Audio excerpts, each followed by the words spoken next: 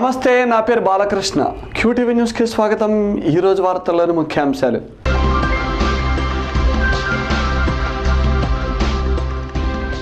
ఓటర్ల జాబితాపై అభ్యంతరాలను 10వ తారీఖులోగా చెప్పాలి. ఎన్నికల కమిషన్ అధికారి అనిత.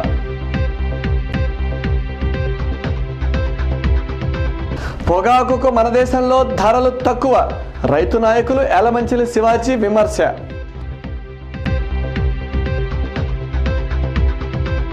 సమైక్య ఆంధ్రకు మద్దతుగా నగరంలో సంపూర్ణ బంద్.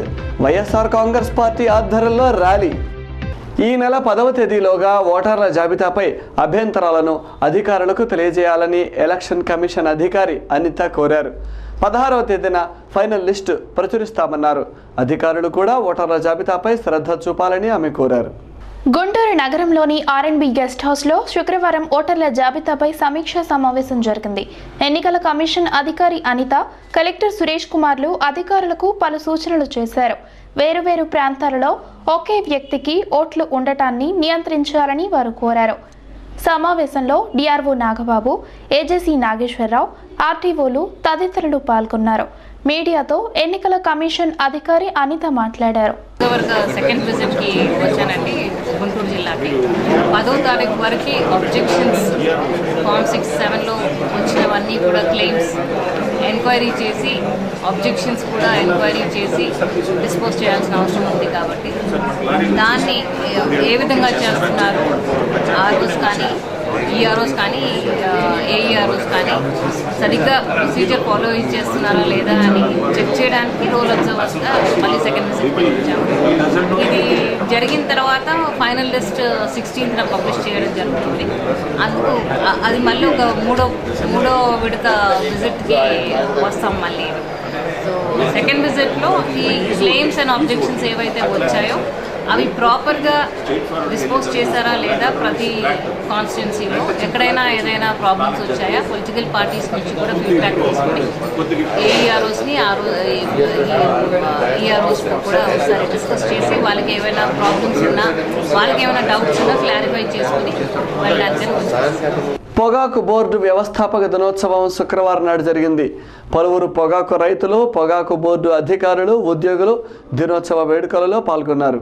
స్థానిక గుంటూరు రోడ్లోని ఇండియన్ టొబాకో అసోసియేషన్ హాల్లో శుక్రవారం జరిగిన పొగాకు బోర్డు వ్యవస్థాపక దినోత్సవంలో పలువురు అధికారులు పాల్గొన్నారు. పొగాకు board chairman Gopal, MP Srinivasulu Reddy, director Murali తదితరులు రైతులను ఉద్దేశించి మాట్లాడారు. రైతు సంఘ నాయకులు, మాజీ ఎంపీ యలమంచిలి శివాజీ మీడియాతో మాట్లాడారు. మన దేశంలో పొగాకుకు సరైన ధర లేదని అసంతృప్తిని వ్యక్తం చేశారు. రేట్ ఉన్నది, మన మార్కెట్లో కూడా రేటు తక్కువ అనేది ఉన్నదనేది దురదృష్టం. అది ఎవరు చెప్పినా క్వాలిటీ అంటారు. ఈ క్వాలిటీ అనేది ఇంప్రూవ్ చేసేదాని కొరకు దయచేసి రైతు సోదరులు కూడా కోరుకునేది ఏమిటంటే, టొబాకో బోర్డు వారు ఇచ్చిన సూచనలు, సిడిఆర్ఏ ఇచ్చిన సూచనలు దయచేసి పాటించండి. చాలా అవసరం అది.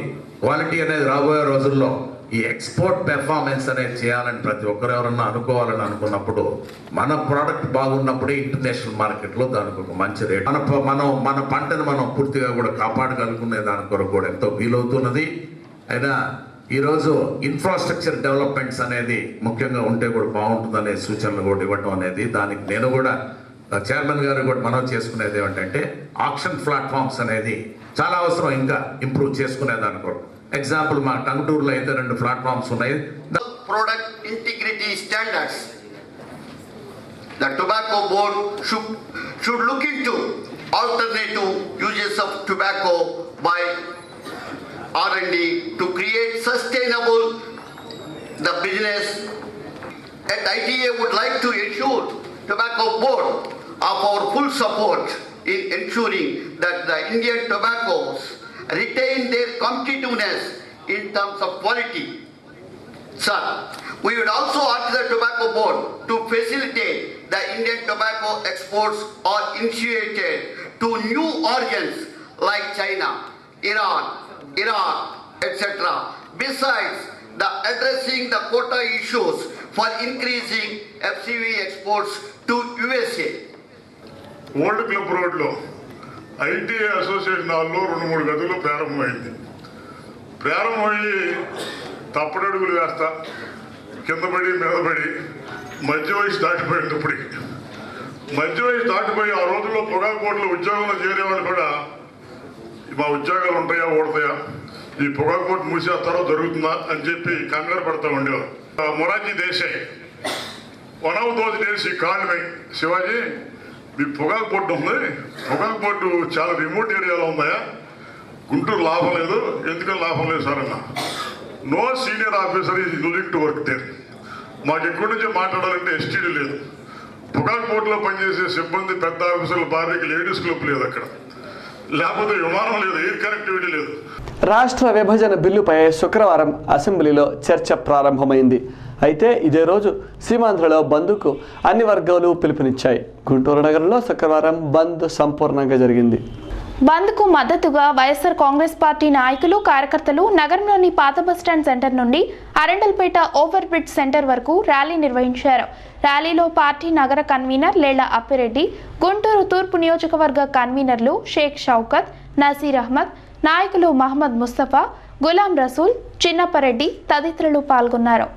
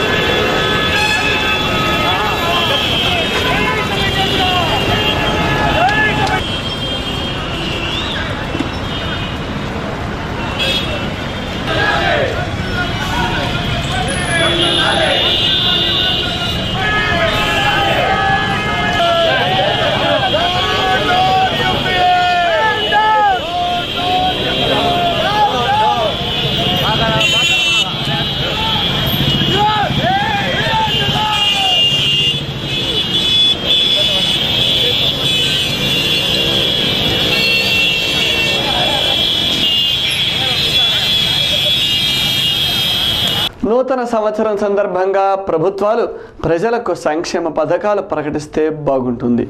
కానీ మన ప్రభుత్వాలు న్యూ ఇయర్స్ని పురస్కరించుకొని గ్యాస్ ధరను పెంచాయి. దీనితో ప్రజలు తమ నిరసనను వ్యక్తం చేస్తున్నారు. నగరంలోని ఎస్డిపిఐ ఆధ్వర్యంలో శుక్రవారం ర్యాలీ జరిగింది. పెంచిన గ్యాస్ ధరను తగ్గించాలని ర్యాలీలో సంఘ సభ్యులు ఆందోళన నిర్వహించారు. సంఘ నాయకులు ఆయుబ్ మీడియాతో మాట్లాడారు.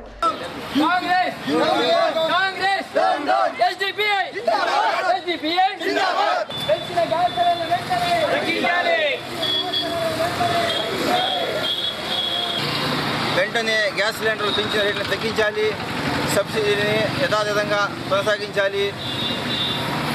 మధ్యతరగతి వాళ్ళు, బీదవాళ్ళు గ్యాస్ ధరలని చాలా ఇబ్బంది పడుతున్నారు, కట్టలేక చాలా ఇబ్బంది పడుతున్నారు. ఇలా పరిస్థితులు అన్నీ పెరిగిపోయి మన యూపీఏ ప్రభుత్వం, రాష్ట్ర ప్రభుత్వాలు కార్పొరేట్ సంస్థలకి అమ్ముడుపోయి బీదవాళ్ళ మీద, మధ్యతరగతి మీద భారం మోపడం చాలా అన్యాయం. కానీ గ్యాస్ రేట్లు తగ్గించకపోతే, సబ్సిడీ ఇవ్వకపోతే ఎస్డిపిఐ రాష్ట్ర వ్యాప్తంగా తీవ్రంగా ఉద్యమాలు చేస్తామని చెప్పి హెచ్చరిస్తున్నాను. తెలుగుదేశం పార్టీ ధోరణి రాష్ట్ర విభజనపై రెండుగా ఉన్నది. సీమాంధ్ర టీడీపీ నేతలు సమైక్యం అంటూ ఉండగా, తెలంగాణ టీడీపీ నేతలు ప్రత్యేక తెలంగాణ కావాలంటున్నారు. ఏ ప్రాంతం వారు ఆ ప్రాంతానికి అనుకూలంగా ఉద్యమాలు చేస్తూ ఉన్నారు. మొత్తానికి అన్ని ప్రాంతాల వారు తమను గెలిపించాలనేదే వారి వ్యూహం. నగరంలోని అరండల్పేట, సామశివపేటలోని ప్రధాన రహదారుల్లో తెలుగుదేశం పార్టీ నాయకులు ర్యాలీలు చేశారు. కొద్దిసేపు రాస్తారోకో నిర్వహించారు. నశించాలి వేర్పాటువాదం అంటూ నినదించారు. అవాంఛనీయ సంఘటనలు జరగకుండా పోలీసులు బంద్ సందర్భంగా పహరా చేపట్టారు. మీడియాతో టీడీపీ నాయకులు మన్నవ సుబ్బారావు మాట్లాడారు.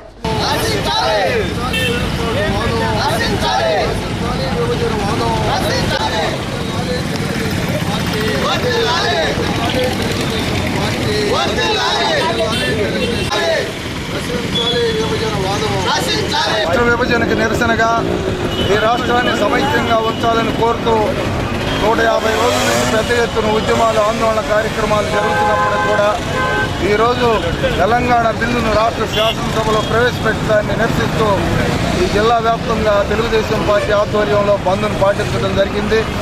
ఈ బంద్కి ప్రజలందరూ కూడా సహకరిస్తున్నారు, స్వచ్ఛందంగా బంద్లో పాల్గొంటూ ఉన్నారు. ఈ బంద్ విజయవంతమైందని మేము భావిస్తూ ఉన్నాం. షాపులు కానీ విద్యా సంస్థలు హోటళ్ళు అన్నీ కూడా మూసివేశారు.